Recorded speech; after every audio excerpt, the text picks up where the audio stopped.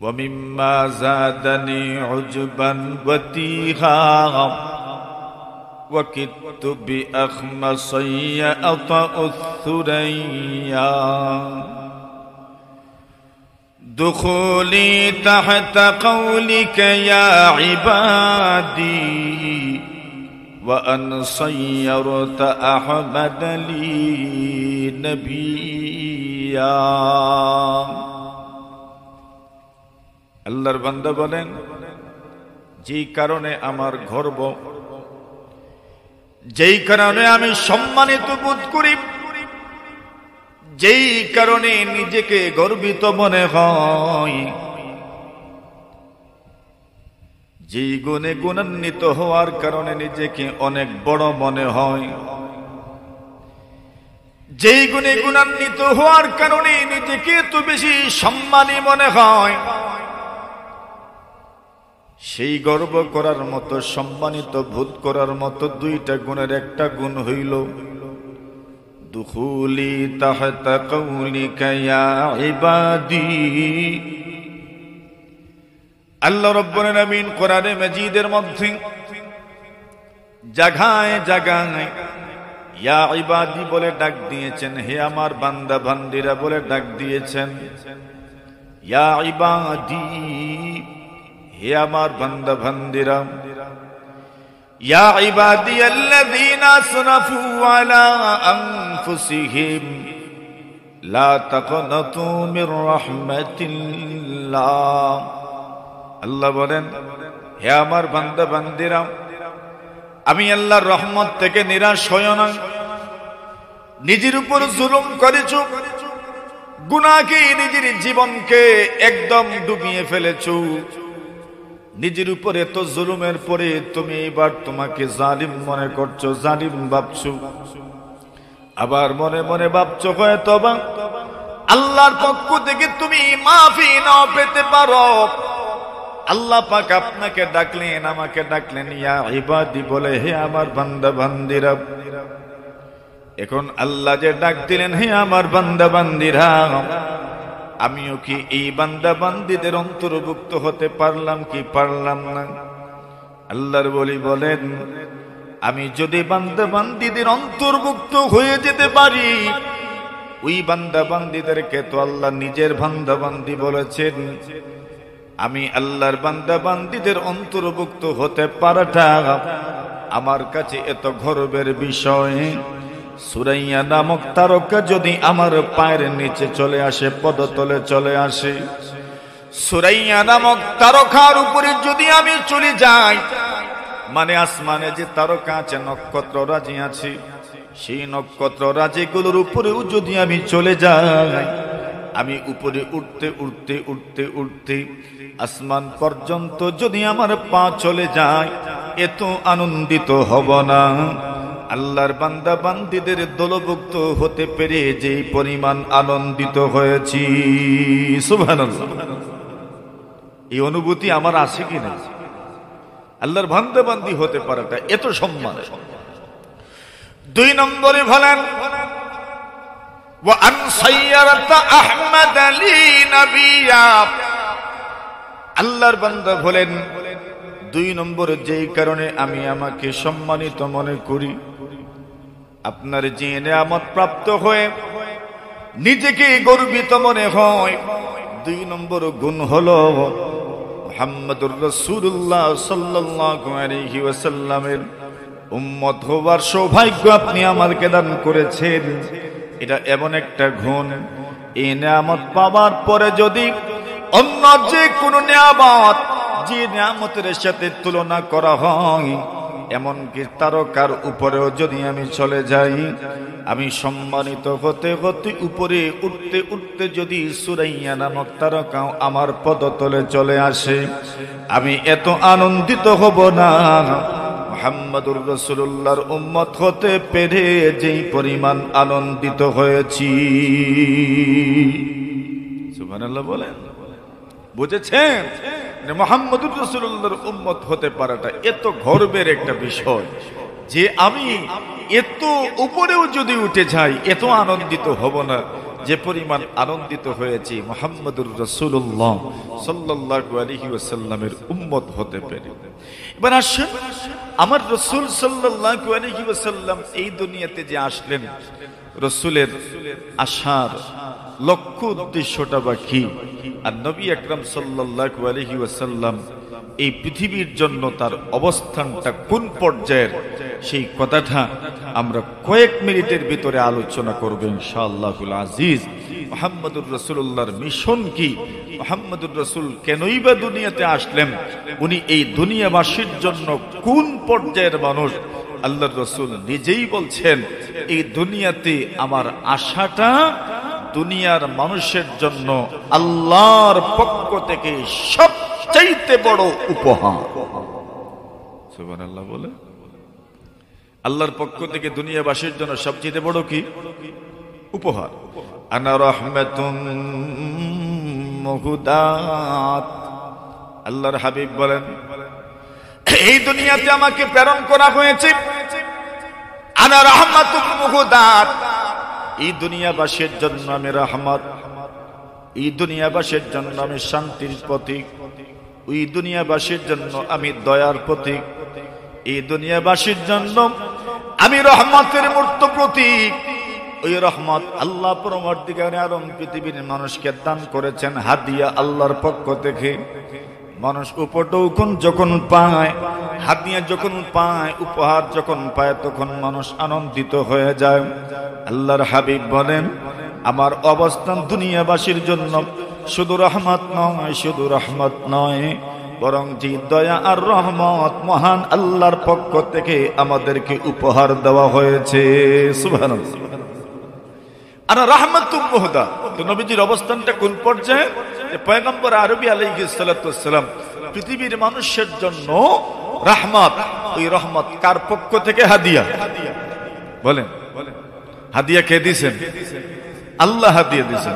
আল্লাহর পক্ষ থেকে আমি হাদিয়াকৃত এই পৃথিবীবাসীর জন্য, দুনিয়াবাসীর জন্য আমাকে হাদিয়া আল্লাহ প্রেরণ করেছেন, আমাকে উপহার হিসেবে আল্লাহ প্রেরণ করেছেন। দুনিয়াবাসীর জন্য আমি রহমত হয়ে এসেছি। শুধুই রহমত নয়, যে রহমত আল্লাহর পক্ষ থেকে পৃথিবীর মানুষকে হাদিয়া করা হয়েছে। সুবহানাল্লাহ। আচ্ছা, এবার রহমতের প্রভাবটা কেমন ওইটা বুঝুন। আল্লাহ পরবর্তীকালে আলম নিজেকে কোরআনে মাজিদের মধ্যে নিজের যতগুলো গুণ বর্ণনা করেছেন, সেই গুণগুলোর মধ্য থেকে রহমান নামক গুণটাকে আল্লাহ পাক সবচেয়ে বেশি উপস্থাপন করেছেন। রহমান নামক গুণের মধ্যে আল্লাহ পরবর্তীকালে আলমের পৃথিবীর মানুষের সাথে ব্যবহারটা কেমন গভীর, সেই ব্যাপারটা রহমান নামক গুণের মধ্যেই নিহিত রয়েছে। আল্লাহর ব্যবহারটা কেমন হতে পারে, আল্লাহ পরওয়ারদিগারে আলম জায়গায় জায়গায় নিজেকে চিনিয়েছেন আর রহমানির রহিম। সূরাতুল ফাতিহা আল্লাহ পাক প্রথমেই ঘোষণা করলেন আলহামদুলিল্লাহ, সমস্ত প্রশংসা কার? বলেন, আল্লাহ তাআলার। এবার প্রশ্ন জাগতে পারে, মানিল্লাহ, আল্লাহকে পরিচয় দেন। আল্লাহ নিজেই পরিচয় দিলেন রব্বিল আলামিন, যিনি পুরা পৃথিবীবাসীর জন্য, জগৎবাসীর জন্য প্রতিপালক। রব্বুল আলামিন কি এত বিশাল পৃথিবী, আসমান জমিন, সারা পৃথিবী জমিনের মধ্যে যা আছে, আসমানে যা আছে, সবার প্রতিপালকের নাম হচ্ছে আল্লাহ পরওয়ারদিগারে আলম। আল্লাহর জমিনের মধ্যে আপনিও জিম্মাদার, আপনিও যাদের জিম্মাদারি গ্রহণ করেন, যাদের অভিভাবকত্ব গ্রহণ করেন, এদের প্রতি যদি আপনার দয়া না থাকে, মায়া না থাকে, এদের অভিভাবকত্বের জিম্মাদারি আপনি খুব সুন্দরভাবে আদায় করতে পারবেন না। আর যার অধীনস্থদের প্রতি দয়া আছে, মায়া আছে, ওই ব্যক্তি তার অধীনস্থদের দায়িত্ব, অভিভাবকত্ব সুন্দরভাবে আদায় করতে পারে। আল্লাহ তাআলা জগৎবাসীর জন্য প্রতিপালক, আসমান জমিনের যারা আছে সবার জন্য প্রতিপালক আল্লাহ তাআলা।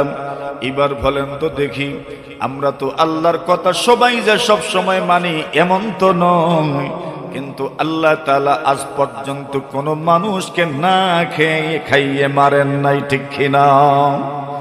আল্লাহ তাআলা এত বিশাল পৃথিবীর অভিভাবকত্ব কেমনে আদায় করেন, কেমনে এত বিশাল পৃথিবীর অভিভাবকত্ব আল্লাহ পূরণ করেন? এত বিশাল পৃথিবীর অভিভাবকত্বের দায়িত্ব আল্লাহ তাআলা কেমনে আদায় করেন? আল্লাহ পাক নিজেই ঘোষণা করলেন, আর রহমানির রহিম। বান্দা বান্দিরা, আমি আল্লাহর গুণ করো, আমি রহমান, আমি দয়ালু, আমি মেহেরবান। আমার দয়ার মতো অন্য কারো দয়া নাই, আমার দয়ারও কোনো শেষ নাই। আমার দয়া এই পরিমাণ যে দয়ার কোনো শেষ নাই। আর রহমানির রহিম, আল্লাহ নিজেকে পরিচয় করিয়ে দিলেন, আমার গুণ হলো রহমান, আমার গুণ হলো রহিম। সূরাতুর রহমানের শুরুতে আল্লাহ পাক নিজের পরিচয় তুলে ধরেছেন আর রহমান। আল্লাহ তাআলা বলেন, রহমানকে চিনো কি নাম? আর রহমান আল্লামাল কোরআন, যিনি মানুষকে কোরআন শিখিয়েছেন। খালাকাল ইনসান, মানুষ সৃষ্টি করেছেন। আল্লামাহুল বায়ান, যিনি মানুষকে মনের ভাব প্রকাশ করার মতো যোগ্যতা দান করেছেন। কিন্তু প্রথমেই আল্লাহ পাক যে শব্দ ব্যবহার করেছেন সেই শব্দটাই হচ্ছে রহমান। আল্লাহ নিজেকে রহমান নামে পরিচয় করে দিয়েছেন। আর রহমানু আলাল আরশি ইস্তাওয়া। আল্লাহ পরওয়ারদিগারে আলম বলেন, আল্লাহ আরশ সৃষ্টি করলেন, সবার উপরে আরশ। আল্লাহ পরওয়ারদিগারে আলম বলেন, আল্লাহ পাক আরশের উপরে এই কথা বলেন নাই, আল্লাহ পাক আরশের উপরে এই শব্দ বলেন নাই। আল্লাহর আরেক নাম আছে জব্বার। আল্লাহ বলেন নাই আল জব্বারু আলাল আরশি ইস্তাওয়া। আল্লাহর আরেকটা নাম আছে আল কাহার। আল্লাহ বলেন নাই আল কাহারু আলাল আরশি ইস্তাওয়া। আল্লাহর একটা বড় নাম রহমান নামক গুণ। আল্লাহ দয়ালু, আল্লাহ মেহেরবান। সেই নামটা উচ্চারণ করে আল্লাহ বলেন, আর রহমানু আলাল আরশি ইস্তাওয়া।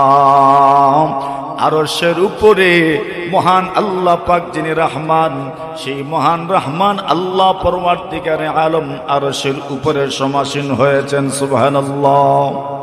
কে? রহমান। বলেন কে? রহমান। আল্লাহ নিজেকে পরিচয় করিয়ে দিলেন আর রহমান। আরশের জিম্মাদারি, আরশের কর্তৃত্ব কার হাতে? আল্লাহ জব্বার বলেন নাই, মহাপরাক্রমশালী বলেন নাই, রাগান্বিত আল্লাহ বলেন নাই।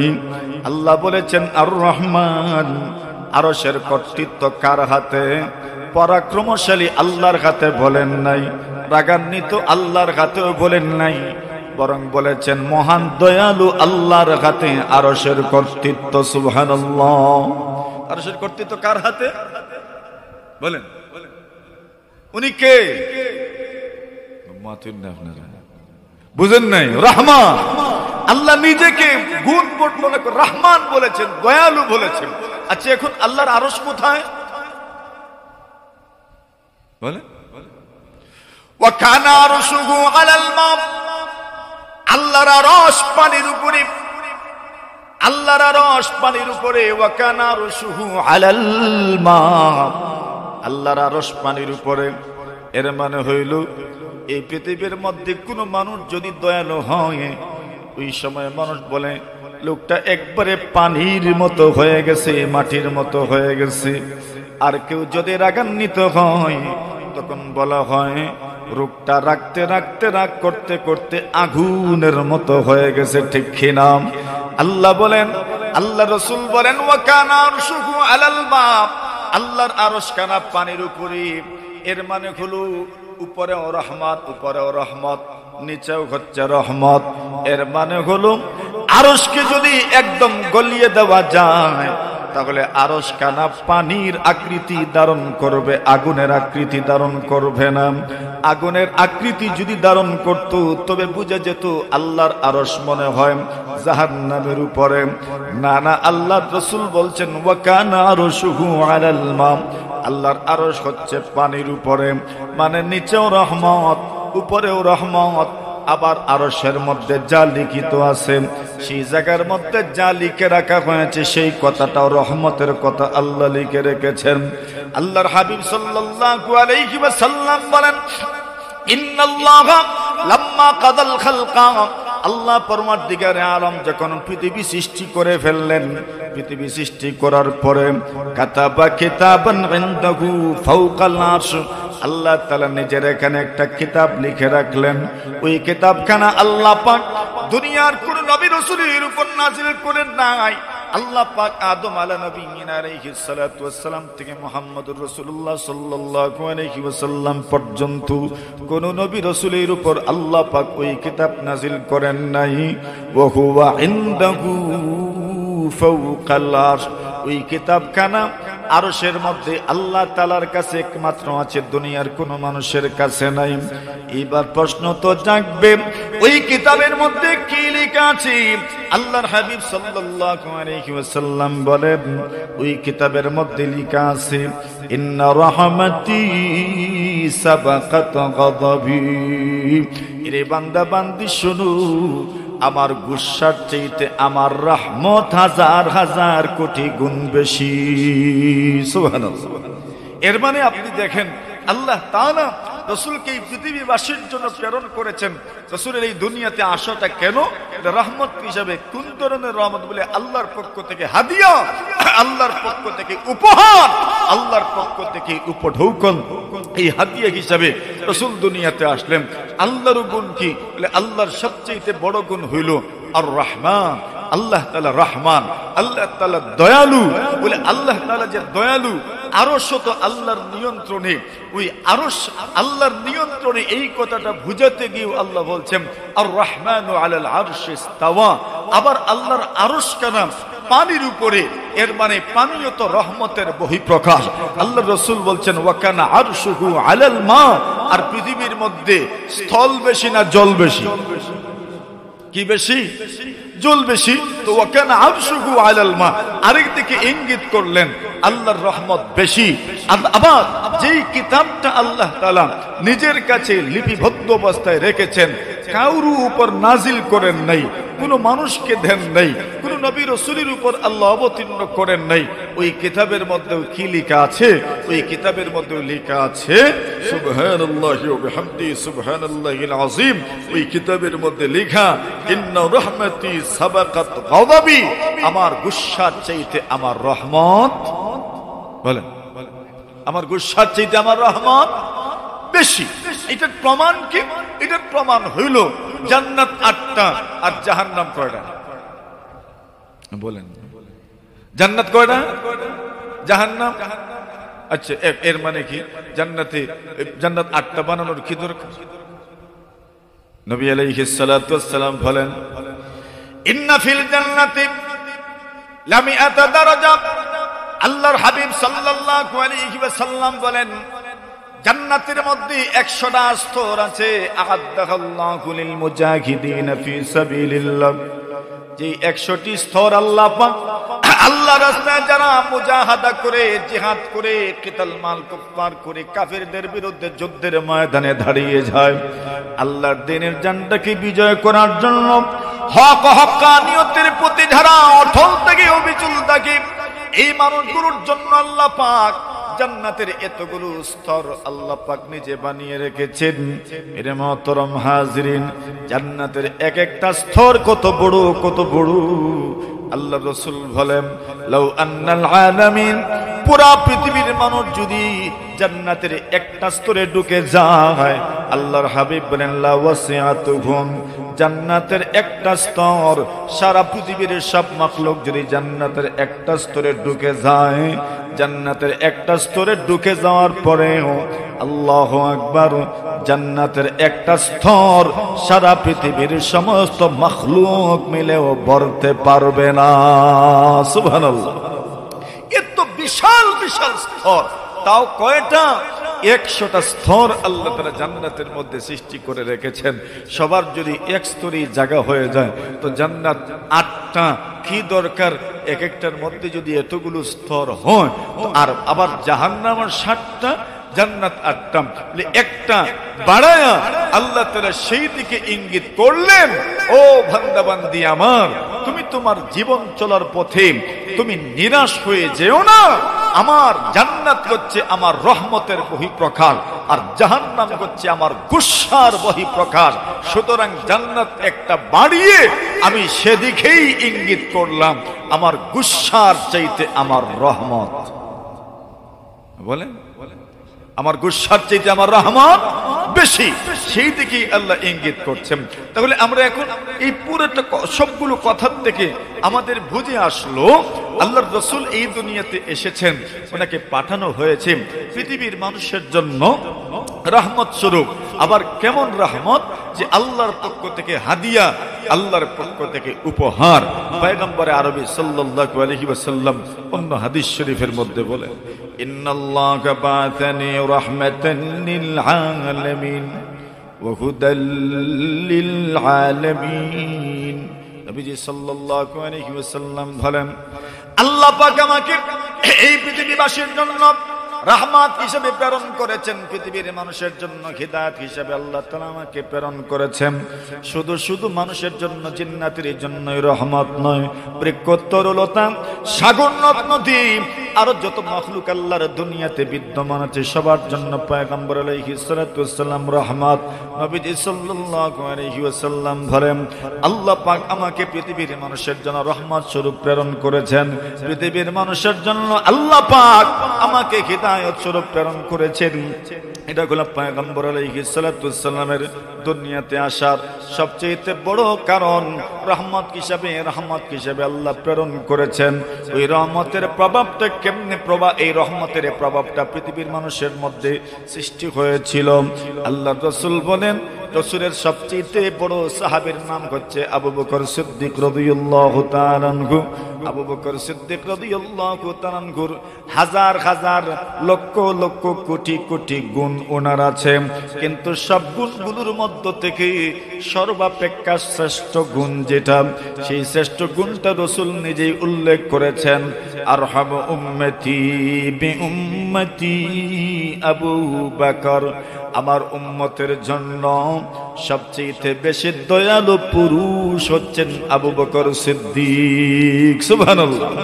এখন দেখেন, আল্লাহ রহমান, ওনার গুণ রহমান।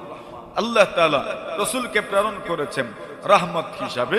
রহমতের প্রভাবটা কিভাবে বিস্তার হয়েছে, সবচেয়ে বড় সাহাবী যিনি, ওনার নাম আবু বকর সিদ্দিক রাদিয়াল্লাহু তাআলা আনহু। ওনার সবচেয়ে বড় গুণ হইল আরহামু উম্মতি বি উম্মতি আবু বকর।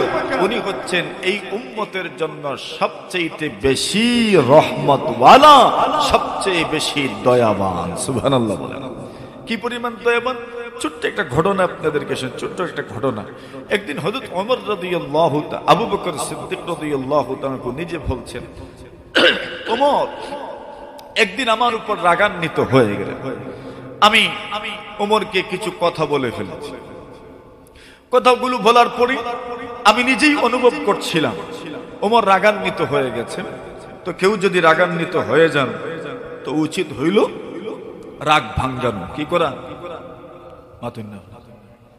আমরা তো বলি এটা রাগ করো, থাকো তুমি, কিন্তু উচিত কি? রাগ ভাঙ্গানো। যিনি রাগ ভাঙ্গাবেন, যিনি আগে কথা বলবেন, আল্লাহর রাসূল বলছেন ওই ব্যক্তিকে আল্লাহ পরওয়ারদিগারে আলম আত্মীয়তার সম্পর্ক রক্ষাকারী, বন্ধুত্বের সম্পর্ক রক্ষাকারী, অপর মুমিনের সাথে সুন্দর আচরণকারী, সুন্দর ভাষায় কথা বলার কারণে তার আমলনামা আল্লাহ সওয়াব দিয়ে ভরপুর করে দিবে। আমরা তো আরো উল্টা রাগ করি, ইগো দেখাই। আবু বকর সিদ্দিক বড়, সব দিক বিবেচনায় বড়, সামগ্রিক দিক বিবেচনায় আবু বকরের ধারে কাছেও তো কেউ না। আবু বকর সিদ্দিক বলেন, আমি উমরের পিছনে পিছনে গেলাম রাগ ভাঙ্গানোর জন্য। সুবহানাল্লাহ বলবেন না? উমরের পিছনে পিছনে আমি যাচ্ছি রাগ ভাঙ্গানোর জন্য। আল্লাহর হাবিবের সাহাবী ওমর রাগ তো একটু বেশি। ওমর রাদিয়াল্লাহু তাআলা আনহু উনি আর কথাই বলেন না। আবু বকর সিদ্দিক বলেন, আমাকে ক্ষমা করে দাও, ক্ষমা চাওয়াও মহৎ গুণ, ক্ষমা করে দাও মহৎ গুণ, ক্ষমা করে দাও মহৎ গুণ, ক্ষমা চাওয়াও মহৎ গুণ, মাফ চাওয়া বড় গুণ, মাফ করে দেওয়া বড় গুণ। ওমর রাদিয়াল্লাহু তাআলা আনহু উনি কথাই বলেন না, মাফ তো করলেনই না, কথাই বললেন না। আবু বকর সিদ্দিক এরপর পিছনে পিছনে যেতে থাকেন। শেষ পর্যন্ত ওমর রাদিয়াল্লাহু তাআলা আনহু ঘরে ঢুকে দরজাটাও বন্ধ করে দিলেন। এইবার তো দরজা ভেঙে তো আর ঘরে প্রবেশ করার কোনো সুযোগ নাই। আবু বকর মনে মনে ভাবলেন, আমি তো আমার যতটুকু জিম্মাদারি ছিল, যা করার ছিল তা করেছি। ওমর যদি ঘরের দরজা বন্ধ করে ফেলেন তবে ওনার রাগ আর কে ভাঙাবে? আল্লাহর নবীর সাহাবী আবু বকর সিদ্দিক রাদিয়াল্লাহু তাআলা আনহু উনি ফেরত চলে আসলেন। বাড়িতে না গিয়ে সোজা পয়গম্বরে আরবি সাল্লাল্লাহু আলাইহি ওয়াসাল্লামের খেদমতে চলে গেলেন। একটু পরে যখন উমরের গুসা শান্ত হলো, উমরও চিন্তায় পড়ে গেলেন, আবু বকর আমার পিছনে পিছনে আসলেন, কিন্তু আমি ওনার কথার দিকে প্রক্ষেপ করি নাই, আমি ওনার কথা লক্ষ্য করি নাই, শুনি নাই। উনি আমার কাছে বড় হওয়া সত্ত্বেও বারবার ক্ষমা চেয়েছেন, আমি ক্ষমা করি নাই। উনি তো বাড়িতে যাবেন না। যা ঘটেছে, আমি যেই আচরণ করেছি, এই কথাটা আল্লাহ রাসূল সাল্লাল্লাহু আলাইহি ওয়াসাল্লামকে উনি বলে দিবেন। ওমর রাদিয়াল্লাহু তাআলা আনহু বিষয়টা উপলব্ধি করতে পারা মাত্রই উনিও আস্তে আস্তে ছুটে যাচ্ছেন নবীজির খেদমতের উদ্দেশ্যে। জোরে বলি সুবহানাল্লাহ। ওমর মনে মনে ভাবছেন, আবু বকর তো নবীজি সাল্লাল্লাহু আলাইহি ওয়াসাল্লামের কাছে গিয়ে বিচার দিবেন। আবু বকর সিদ্দিক তো নবীজির কাছে গিয়েছেন, ইয়া রাসূলুল্লাহ, ইয়া হাবিবাল্লাহ, ওমরকে আমি কিছু কথা বলেছিলাম, আমার ধারণা ওমর রাগান্বিত হয়ে গেছে, কিন্তু ওমর তো চাইলে আমাকে মাফ করতে পারত। আমি বারংবার ওমরের কাছে মাফ চেয়েছি, কিন্তু ওমর আমাকে মাফ করেন নাই। শেষে মেশতু উনি ঘরের দরজাটাও বন্ধ করে দিলেন। আবু বকর সিদ্দিক বিচার দিয়েছেন, নবীজির চেহারাটা পর্যন্ত পরিবর্তন হয়ে গেছে।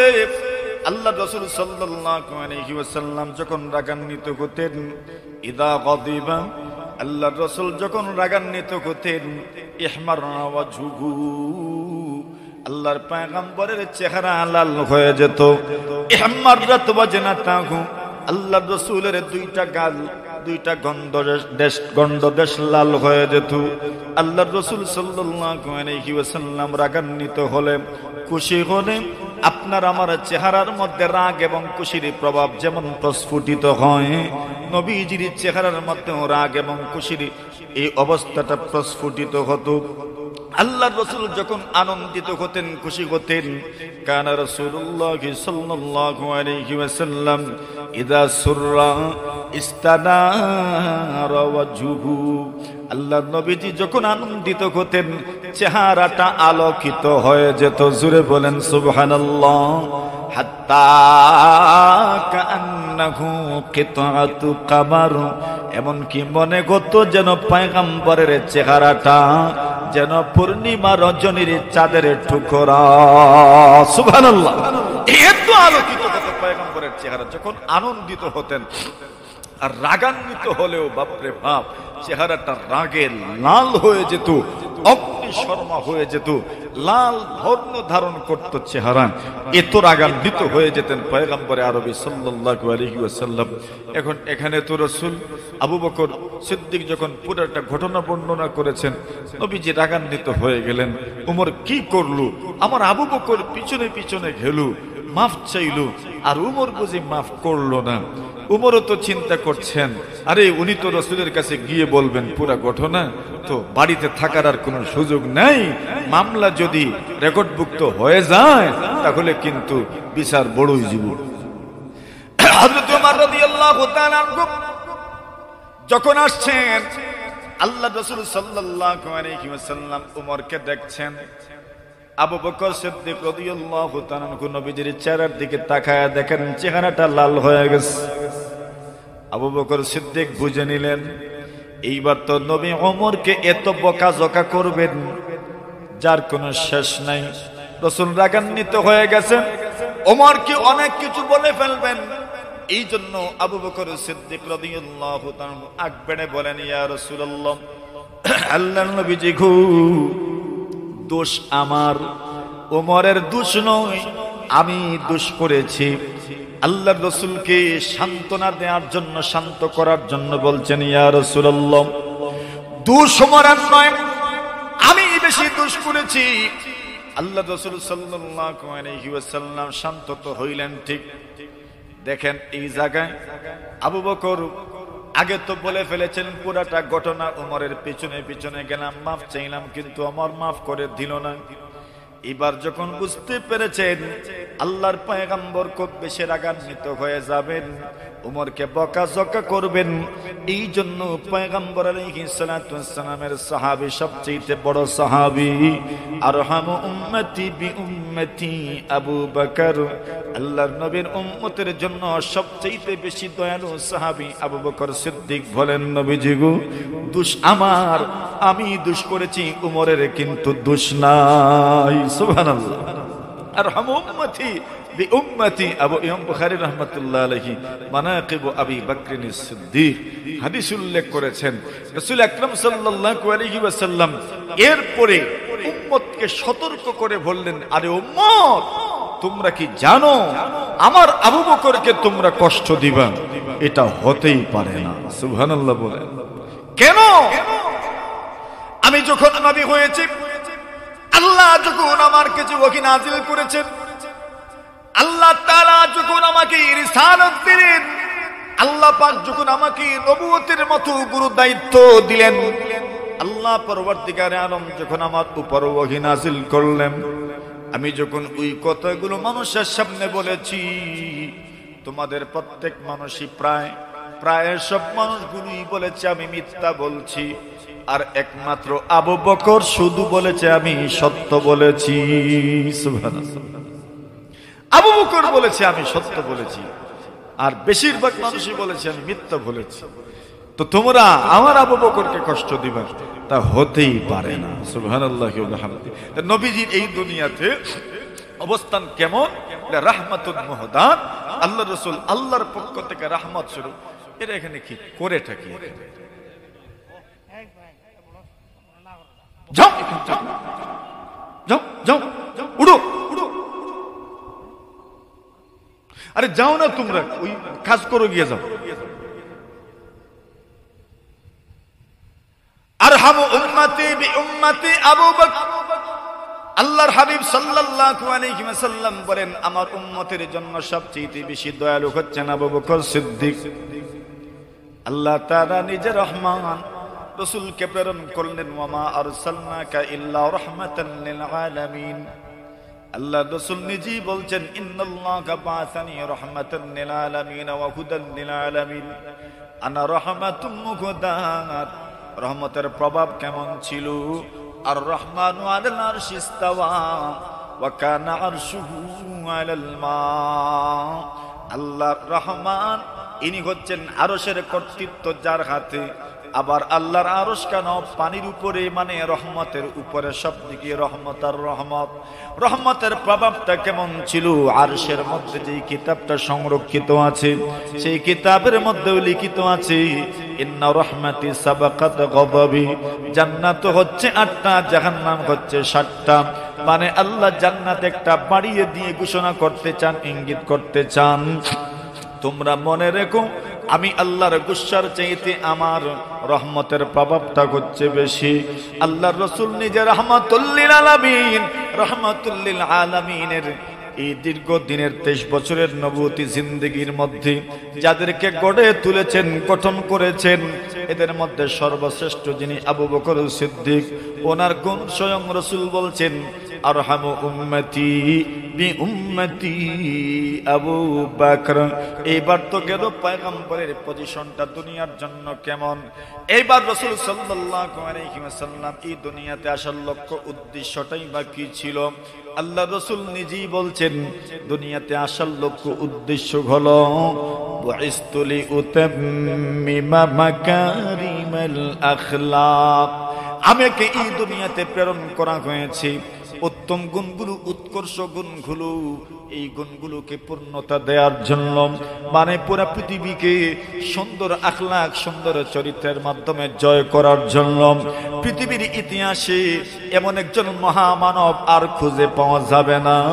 আমার নবী তার চরিত্রের মাধ্যমে, সুন্দর চরিত্রের মাধ্যমে আদর্শবান একজন মানুষ হওয়ার সুবাদে পুরা পৃথিবীর মানুষকে যেভাবে প্রভাবিত করেছেন, এমন একজন মানুষ আল্লাহর জমিনে মুহাম্মদুর রাসূল ব্যতীত দ্বিতীয় কোন মহামানব ব্যক্তিত্ব খুঁজে পাওয়া যাবে না, ঠিক কিনা? এটা হলো একটা উদ্দেশ্য। আরেকটা উদ্দেশ্য হচ্ছে রাসূল নিজে বলছেন, ইন্নামা বুইসতু মুআল্লিমা, আমি দুনিয়াতে এসেছি শিক্ষক স্বরূপ। আমার কাজ হইল শিক্ষকতা। আমি পৃথিবীর মানুষকে শেখানোর জন্য এসেছি। ইব্রাহিম আলাইহিস সালাতু ওয়াস সালাম যখন দোয়া করেছিলেন কাবা নির্মাণের পরে, সেই এক দোয়াগুলোর মধ্য থেকে গুরুত্বপূর্ণ একটা দোয়া এটাও করেছিলেন, রব্বানা ওয়াবা'থ ফীহিম রাসূলাম মিনহুম ইয়াতলু আলাইহিম আয়াতিক ওয়া ইউআল্লিমুহুমুল কিতাবা ওয়াল হিকমাতা ওয়া ইউযাক্কিহিম ইন্নাকা আনতাল আজিজুল হাকীম। রব্বুল আলামিন আল্লাহ, আপনি যে উম্মত দিবেন, যে উম্মতের জন্য আমি আর ইসমাইল দোয়া করে যাচ্ছি, উম্মত মুসলিমা, যে উম্মতে মুসলিমার জন্য দোয়া করছি, যে উম্মত হবে কুনতুম খায়রা উম্মাহ উখরিজাত লিন-নাস তা'মুরুনা বিল মা'রুফ, যে উম্মত হবে এমন উম্মত, যে উম্মত শুধু নিজের জন্য নয় বরং পৃথিবীর মানুষের জন্য, যারা মানুষের হিদায়াতের জন্য কাজ করে যাবে, যারা পৃথিবীর মানুষের আত্মিক উৎকর্ষতা সাধনের জন্য কাজ করে যাবে, যারা পৃথিবীর মানুষদেরকে আত্মিকভাবে উন্নত বানানোর জন্য কাজ করে যাবে, ওই উম্মত শুধু নিজের জন্য নয় বরং এরা অন্যের জন্য কাজ করে যাবে। এই মহান উম্মতের মধ্যে আপনি এমন একজন রাসূল প্রেরণ করিয়েন, এমন একজন মহামানব প্রেরণ করিয়েন, যে মহামানবের প্রথম কাজ হবে ইয়াতলু আলাইহিম আয়াতিক, যিনি মানুষের সামনে আল্লাহর কোরআনে মাজিদের তিলাওয়াত করবেন। সুবহানাল্লাহ। কি করবেন? তিলাওয়াত করবেন। এটা প্রথম নম্বর গুণ, এমন একজন নবী প্রেরণ করিয়েন। দুই নম্বর গুণ আল্লাহ বলছেন, দুই নম্বর জিম্মাদারির কথা আল্লাহ নিজেই ঘোষণা করছেন, ওয়া ইউআল্লিমুহুমুল কিতাব, যিনি পৃথিবীর মানুষদেরকে কিতাবের শিক্ষা দিবেন, ওয়াল হিকমাতা, এবং জ্ঞান বিজ্ঞান শিখাবেন, সুন্নাত শিখাবেন, ওয়া ইউযাক্কিহিম, চতুর্থ নম্বর আত্মশুদ্ধির জন্য চেষ্টা করে যাবেন। এমন একজন মহামানব, এমন একজন রাসূল আপনি প্রেরণ করিয়েন। ইন্নাকা আনতাল আজিজুল হাকীম। ইব্রাহিম আলাইহিস সালাতু ওয়াস সালামের দোয়ার ফসল পয়গম্বর আলাইহিস সালাতু ওয়াস সালাম। কেউ তো নবীজিকে প্রশ্ন করেছিল, মা কানা আউয়ালু বাদই আমরিকা ইয়া রাসূলুল্লাহ, ওগো আল্লাহর হাবিব, আপনি যে এই দুনিয়াতে আসলেন, আপনার এই দুনিয়াতে আগমনটা, এই দুনিয়াতে আপনার আশাটা, আপনার এই দুনিয়াতে আসার এই ঘোষণাগুলো কেমনেই বা শুরু হয়েছিল, যদি একটু আমাদেরকে বলতেন। পয়গম্বর বলেন, আনা দাওয়াতু আবি ইব্রাহিম, এই দুনিয়াতে আমার আগমনী বার্তা শুরু হয়েছিল ইব্রাহিম আলাইহিস সালাতু ওয়াস সালাম যখন খানায়ে কাবা নির্মাণ করছিলেন। সেই খানায়ে কাবা নির্মাণের দিন থেকে আমি মুহাম্মদুর রাসূলুল্লাহ দুনিয়াতে আগমনের আলোচনা শুরু হয়ে গিয়েছিল। জুড়ে বলেন সুবহানাল্লাহ। দুই নম্বর বলেন, ওয়া বুশরা ঈসা বি, আল্লাহ নবী ঈসা আলাইহিস সালাতু ওয়াস সালাম, আমি মুহাম্মদের ব্যাপারে, এই দুনিয়াতে আসার ব্যাপারে উনি সুসংবাদ দিয়ে গেছেন উম্মতদেরকে। তিন নম্বর, আমার আম্মা জান উনি স্বপ্নে দেখেছেন, রাআত উম্মি ফিল মানাম, আমার আম্মা স্বপ্নে দেখেছেন, আন্নাহু খারাজা মিনহা নূর, ওনার থেকে এমন এক আলো বের হয়েছে, যে আলোর কারণে পারস্য এবং রোমান সাম্রাজ্য পুরাটাই যেন আলোকিত হয়ে গিয়েছিল। সুবহানাল্লাহ। এই তিন বিষয় আমার এই দুনিয়াতে আগমনের বার্তা বহন করেছে। এই সবগুলোই বাস্তব। ইব্রাহিম নবী দোয়া করেছেন, ঈসা নবী সুসংবাদ দিয়ে গেছেন, বলেছেন মুবাশশিরাম বিরাসূল ইয়াতি মিন বা'দি ইসমুহু আহমদ, আমি এমন একজন নবীর সুসংবাদ দিয়ে যাচ্ছি, ইয়াতি মিন বা'দ, যিনি আমার পরে দুনিয়াতে আসবেন, যার নাম হবে আহমদ, যার নাম মুহাম্মদ। রাসূল বলতেন আমার অনেকগুলো নাম আছে, প্রসিদ্ধ নামের মধ্যে লি খামসাতু আসমা, 5টি নাম হচ্ছে আমার প্রসিদ্ধ, তোর মধ্যে একটা নাম মুহাম্মদ, আরেকটা নাম আহমদ। তো রাসূল আল্লাহর পয়গম্বর ঈসা রূহুল্লাহ আলাইহিস সালাতু ওয়াসসালাম নবীজির সুসংবাদ দিয়ে গেছেন উম্মতের সামনে। শুধু ঈসা নবী নয়, আদম নবী থেকে ঈসা রূহুল্লাহ আলাইহিস সালাতু ওয়াসসালাম পর্যন্ত সমস্ত নবী রাসূল মুহাম্মদুর রাসূলুল্লাহর এই দুনিয়াতে আগমনের ব্যাপারে সুসংবাদ দিয়ে গেছেন। আর এরপরে 3 নম্বর বলেছেন আমার মায়ের স্বপ্নের বাস্তবতা। সুবহানাল্লাহ, আমার মা নিজে স্বপ্নে দেখেছেন যখন গর্ভে ছিলাম যে এমন এক আলো বের হয়েছে, যে আলোর মাধ্যমে পারস্য এবং রোমান সাম্রাজ্যের বড় বড় প্রাসাদগুলো, রাজপ্রাসাদগুলো আলোকিত হয়ে গেছে। সুবহানাল্লাহ, মানে এগুলো উনি দেখছিলেন। এর মানে এই আরবের আলো পুরা পৃথিবী আলোকিত হবে, ঠিক কিনা? এটা যেন উনি অনেক আগেই স্বপ্নে দেখেছেন। মুহতারাম হাজিরিনে কেরাম, তো আপনি দেখেন নবীজির এই দুনিয়াতে আসার লক্ষ্য উদ্দেশ্যের একটা লক্ষ্য উদ্দেশ্য মানুষকে সুন্দর চরিত্রে কিভাবে মানুষকে দীক্ষা দেওয়া যায়, কিভাবে মানুষকে উৎকর্ষ গুণগুলোতে কিভাবে অভ্যস্ত করে তোলা যায়, কিভাবে পৃথিবীর মানুষের সামনে সুন্দর আদর্শ রেখে যাওয়া যায়, কিভাবে সামাজিকতা, পারিবারিক সম্পর্ক, সৌহার্দ্যতা, সৌজন্যতা, কিভাবে সামাজিক সৌজন্যতা, কিভাবে রাজনৈতিক সৌজন্যতা, কিভাবে সমাজ পরিচালনার ক্ষেত্রে একজন আরেকজনের প্রতি সহানুভূতিশীল হবেন, সম্মান রাখবেন, নিজের অন্তরে অন্যের প্রতি সম্মান থাকবে, এই সম্মান রক্ষা করে অন্যের সাথে আচরণ করা, এগুলো শেখানোই ছিল মূলত পয়গম্বর আলাইহিস সালাতু ওয়াসসালামের মূল লক্ষ্য বস্তু। কিন্তু এগুলো শেখানোর জন্য তো উনাকে শিক্ষকত হতে হবে। এজন্য বলছেন রাসূলুল্লাহ বুইসতু মুআল্লিমা, আমি দুনিয়াতে প্রেরিত হয়েছি একজন শিক্ষক স্বরূপ। শিক্ষকের কাজ কি? তিলাওয়াত করবেন। শিক্ষকের কাজ কি? কোরআন শিখাবেন, তালিম দিবেন, তালিম করবেন। শিক্ষকের কাজ কি? জ্ঞান বিজ্ঞানে মানুষকে পারদর্শী করে তুলবেন। শিক্ষকের কাজ কি? শুধু আপনি শিখাইলেন, জ্ঞানী বানাইলেন আর আত্মশুদ্ধি করলেন না, তাহলে অ্যাক্সিডেন্টের সমূহ সম্ভাবনা আছে, ঠিক না বেটি? এজন্য আত্মশুদ্ধির মিশনটাকে মজবুতির সাথে পয়গম্বর বাস্তবায়ন করেছেন। এটা ব্রেক শক্তি। এটা কি? ব্রেক শক্তি, নিয়ন্ত্রক শক্তি। গাড়িতে যদি শুধু গতি বেশি থাকে আর ব্রেক থাকে না, তো অ্যাক্সিডেন্ট করার সম্ভাবনা আছে না? না, অ্যাক্সিডেন্ট সম্ভাবনা না, করবেই তো অ্যাক্সিডেন্ট। কেন? যে ওই ব্যক্তির গাড়িতে আপনার গতি আছে কিন্তু কি নাই? ব্রেক নাই, নিয়ন্ত্রণ নাই, তার সব ফিট কিন্তু ব্রেক নাই। কি মনে করেন অ্যাক্সিডেন্ট হবে না? অ্যাক্সিডেন্ট হবে। আত্মশুদ্ধি, নিয়ন্ত্রক শক্তি, আত্মশুদ্ধি যদি হয়ে যায় তবে উম্মত নিয়ন্ত্রিত থাকবে। যদি আত্মশুদ্ধি থাকে না, তাহলে যে যত বেশি এক্সপার্ট হবে, আপনার মনে করেন ভার্চুয়াল জগতে, ইন্টারনেটের জগতে, যদি তার আত্মশুদ্ধি না থাকে তাহলে তার নষ্ট হয়ে যাওয়ার জন্য বস এতটুকুই যথেষ্ট। কথা বলেন, ঠিক না? কম্পিউটার যে যত বেশি জানবে, মনে করেন আত্মশুদ্ধি যদি না থাকে তাহলে তার মন তাকে এমন একদিকে নিয়ে যাবে, জীবনটাই তার শেষ হয়ে যাবে। কথা বলেন, ঠিক না? এজন্য আত্মশুদ্ধি। রাসূল বলছেন বুইসতু মুআল্লিমা, দুনিয়াতে আসার লক্ষ্য উদ্দেশ্যের আরেকটা লক্ষ্য উদ্দেশ্য হলো এই দুনিয়াতে আমি শিক্ষক হিসাবে প্রেরিত হয়েছি। সুবহানাল্লাহি ওয়া বিহামদিহি। মেরে মুহতারাম হাজিরিনে কেরাম, কথা আমি আর দীর্ঘায়িত করছি না, করব না। আসেন, এই অবস্থা দৃষ্টি আমাদের এই সমাজে সাবাহি মাকতাব থেকে শুরু করে নুরানি প্রতিষ্ঠানগুলোর নেহায়ত জরুরত আছে।